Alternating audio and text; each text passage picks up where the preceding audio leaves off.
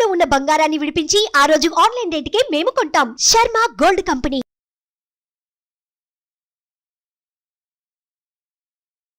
అమ్మ, ఉగాది పండుగ శుభాకాంక్షలమ్మ. అమ్మ మీకు కూడా, మీకే కాదు చూస్తున్నటువంటి వారందరికీ, ఒకవేళ చూడకుండా ఉన్నా సరే అశేష ప్రజానీకానికి కూడా ఈ ఉగాది శుభాలు కలిగించాలి అని శుభాకాంక్షలు తెలియచెప్తున్నాను.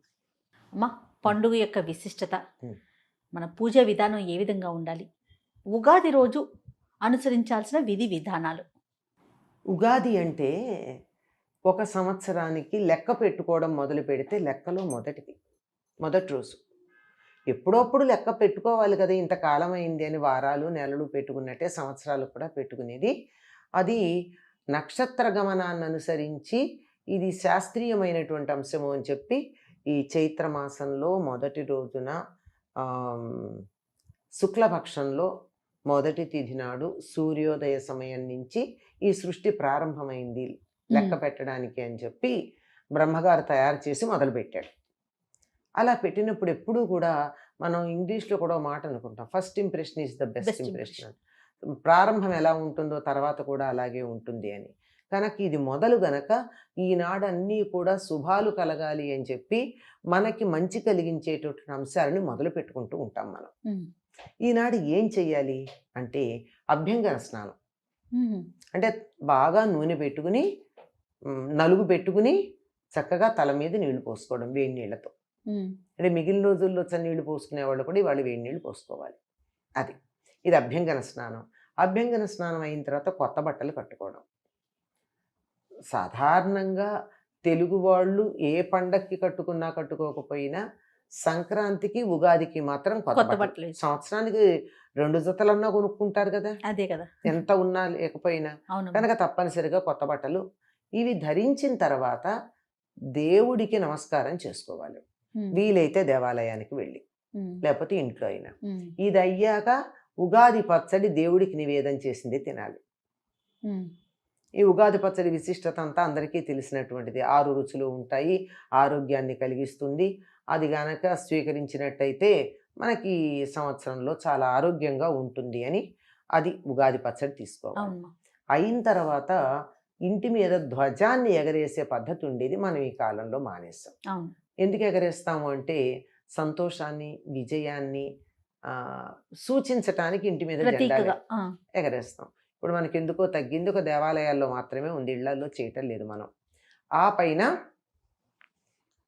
ప్రధానంగా మిగిలిన పండగల్లో లేనిది ఒకటి ఉగాది పచ్చడి తినడం, మరొకటి తర్వాత చేయవలసింది పంచాంగ శ్రవణం.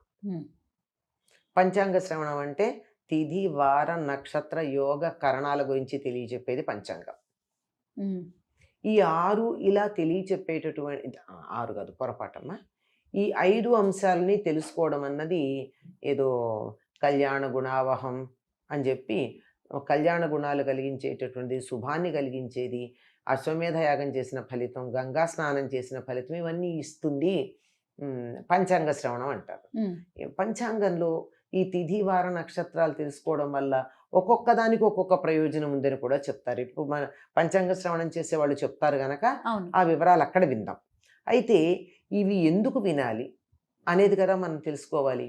ఈ పంచాంగ శ్రవణంలో ఏం చెప్తారంటే ఈ సంవత్సరం మొత్తానికి రాజెవరు, మంత్రి ఎవరు, సేనాధిపతి ఎవరు, ధాన్యాధిపతి ఎవరు, రసాధిపతి ఎవరు, నీరసాధిపతి ఎవరు అని ఇట్లా మొత్తం అన్ని విషయాల్ని అవన్నీ తెలుసుకోవడం వల్ల ఏం జరుగుతుందంటే సంవత్సరానికి కావాల్సినటువంటి మన పనులకి ప్రణాళిక వేసుకోవడానికి వీలవుతుంది. ఎందుకంటే ఈ సంవత్సరం ఏ పంటలు బాగా పండుతాయి అని చెప్తే ఆ పంట వేసుకుంటారు. ఈ పంట సరిగ్గా ఉండదు అంటే అది మానేస్తారు.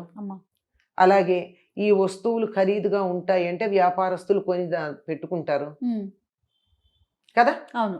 అందుకని ఒక సంవత్సరానికి కావాల్సిన ప్రణాళిక వేసుకోవడానికి అనువుగా ఉంటుంది ఈ పంచాంగ శ్రవణం. ఇందులో పుష్కరాల గురించి చెప్తారు, ఆ తర్వాత మూఢముల గురించి చెప్తారు. ఇవి చెప్పేటప్పటికీ మనం ఏదన్నా పనులు చేయాలి అంటే ఈ మూఢమి సమయం కాకుండా ఉండేట్టు ముందే ప్రణాళిక వేసుకుంటాం. ఆ తర్వాత వివరాలు కావాలంటే పురోహితుడి దగ్గరికి వెళ్ళి పెట్టించుకున్నా ముందు ఆ సమయానికి అది చేయాలని ఆలోచన చేయకుండా దూరంగా ఉండడం జరుగుతుంది. ఆ విధంగా దూరం పెట్టడం జరుగుతుంది. ఆ విధంగా ఒక సంవత్సరానికి ప్రణాళిక. ఈ మూఢమి అవి ఉంటాయని ఇవి కూడా చెప్తే ఏ సమయంలో ఉంటాయో తెలిస్తే ఆ సమయంలో మనం ఏ పనులు చేయడానికి నిర్ణయించుకోకుండా జాగ్రత్త పడతాం. తీరా మనం ఫలానప్పుడు చేద్దామని వెళ్ళి పురోహితుడి దగ్గరికి వెడితే ఇదే మూఢం అండి అంటే అయ్యో అని అనుకోకుండా ఆ సమయాన్ని పక్కన పెట్టుకోవడానికి, ఈ విధంగా ఒక సంవత్సరానికి సరిపోయే ప్రణాళిక వేసుకోవడానికి ఈ ఉగాదిలో పంచాంగ శ్రవణం మనకి సహకరిస్తుంది. అట్లాగే ఆదాయ కందాయ ఫలాలు అవి చెప్పినప్పుడు జాగ్రత్త పడతాం. ఈ మనకు ఖర్చు ఎక్కువ అంటే పెద్ద పెద్ద పనులు ఏమీ పెట్టుకోకుండా ఉంటే రూపాయలు అవ్వాల్సింది 10 రూపాయలు అవుతుందంటే, చిన్న ఖర్చులో పెడితే 10 రూపాయల పనే పెట్టుకుంటే 100లో అవుతుంది. అది 1000 రూపాయలు పడితే 1,00,000 రూపాయలు అవుతుంది. అందుకని కొంచెం తగ్గించుకోవడం, ఇట్లాంటివన్నీ కొన్నిటికి ప్రణాళికకు పనికొస్తుంది పంచాంగ శ్రవణం. ఇదంతా ఈరోజు చేసేటటువంటి ఇదైతే సరే, ఆ రోజు పిండి వంటలు వాటితో భోజనాలు చేస్తారు. సాధారణంగా ఒకప్పుడు పెద్దవాళ్ళు చెప్పింది ఏమిటంటే, ఏదన్నా ఒక మంచి పని మొదలు పెట్టాలి అంటే ఉగాది నాడు మొదలు పెట్టుకుందామంటాం. అంటే ఈరోజు మొదలు పెట్టుకుంటే సంవత్సరం అంతా నిర్విఘ్నంగా కొనసాగుతుందని. అదే మంచిదే కదా, సృష్టి ప్రారంభమైంది, ఇప్పటిదాకా సృష్టి నడుస్తోందంటే బ్రహ్మాండంగా నడుస్తున్నట్టే కదా. అదే కదా. ఆ విధంగా ఈనాడు ఏదన్నా మొదలు పెట్టుకున్నట్టయితే బాగుంటుందని. మనం ఈ రోజుల్లో తరచుగా న్యూ ఇయర్ డెసిషన్స్ అని చెప్పి జనవరి 1కు చేస్తున్నాం. దానికన్నా అది చెయ్యొద్దని నేనేమంటలేదు. అదొక రకమైనటువంటి కాలగణనం, ఇది మరొక రకమైన కాలగణనం. మనం దీన్ని సంవత్సరానికి ప్రారంభంగా అనుకుంటాం కనుక మనం చేయదలుచుకున్నటువంటి పనులు ఏమైనా ఉన్నా, ప్రణాళికలు ఏవైనా ఉన్నా ఇవాళ తప్పనిసరిగా మొదలు పెట్టుకుని ముందుకు వెళ్ళటం బాగుంటుంది. తప్పనిసరిగా ఇవాళ ఎలాగో కొత్త బట్టలు కట్టుకుంటాం, అభ్యంగా తలంట్లు పోసుకుంటాం, దేవుడికి పూజ చేసుకుంటాం, మిగిలినప్పుడు తక్కువ చెయ్యని వాళ్ళు కూడా చేస్తారు ఇవాళ. ఇవన్నీ చేసుకున్న ఈ శుభ సందర్భంలో చాలా పవిత్రంగా ఉన్నటువంటి ఈ రోజున మనం ఏదన్నా కొత్త ప్రాజెక్టు, ఒక ప్రణాళిక, ఒక వర్క్ మొదలు పెట్టామంటే ఈనాడు మొదలు పెట్టుకోవడం బాగుంటుంది.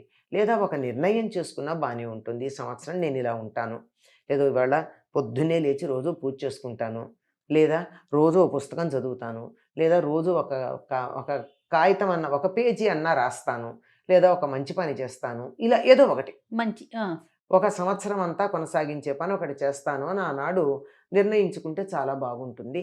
ఆ విధంగా చేయాలని, అలా కొనసాగాలని చాలామంది ఈ రోజున ప్రణాళిక కూడా వేసుకుంటూ ఉంటారు. అమ్మ, ఉగాది రోజు ఏ దైవాన్ని పూజించాలమ్మ, ప్రార్థించాలి?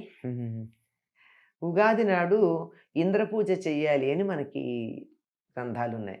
అక్కడ ఇంద్రుడు అంటే విష్ణువు అనే అర్థం. వైదిక పరిభాషలో అంటే వేదాలకు సంబంధించిన పరిభాషలో ఇంద్ర శబ్దానికి విష్ణువు అని అర్థం. ఆ రోజున విష్ణువుని పూజించాలి అని చెప్పారు. విష్ణువుని పూజించాలంటే విష్ణువు యొక్క ఏ అవతారాన్నైనా పూజించవచ్చు. రాముడో, కృష్ణుడో, ఏ రూపంలో ఉన్నటువంటి ఆయనైనా పూజించవచ్చు. శాస్త్రం ప్రకారం విష్ణువుని అని ఉంది. అంటే ఆయన రూపమే కదండి, రాముడు అంటే విష్ణువు యొక్క అవతారమే కదా. అట్లా ఏదైనా సరే మన ఇష్టదైవాన్ని ఆనాడు పూజించుకోవాలి. ఎందుకంటే ఈనాడు ఏం చేస్తే సంవత్సరం అంతా అదే అవుతుందని ఒక విశ్వాసం ఉంది మనకి. అందువల్ల ఇవాళ పూజ చేయకపోతే సంవత్సరం అంతా కష్టమే పూజ. కనుక ఇవాళ పూజ చేద్దాం, సంవత్సరం అంతా మనం పూజ చేసేటటువంటి పూజ కొనసాగుతుంది. మంచి నిర్ణయాలు తీసుకుని మంచి పనులు చేసి ఆ పూజ మొదలైనవి చేసినట్టయితే సంవత్సరం అంతా వాటితోనే కొనసాగి అన్ని రకాల శుభాలు కలుగుతాయి. తప్పకుండా. మరొకసారి ఉగాది శుభాకాంక్షలు మీకు కూడానమ్మా. సుమన్ టీవీలో మీ పర్సనల్ అండ్ బిజినెస్ ప్రమోషన్స్ కోసం కింది నెంబర్కి కాంటాక్ట్ చేయండి.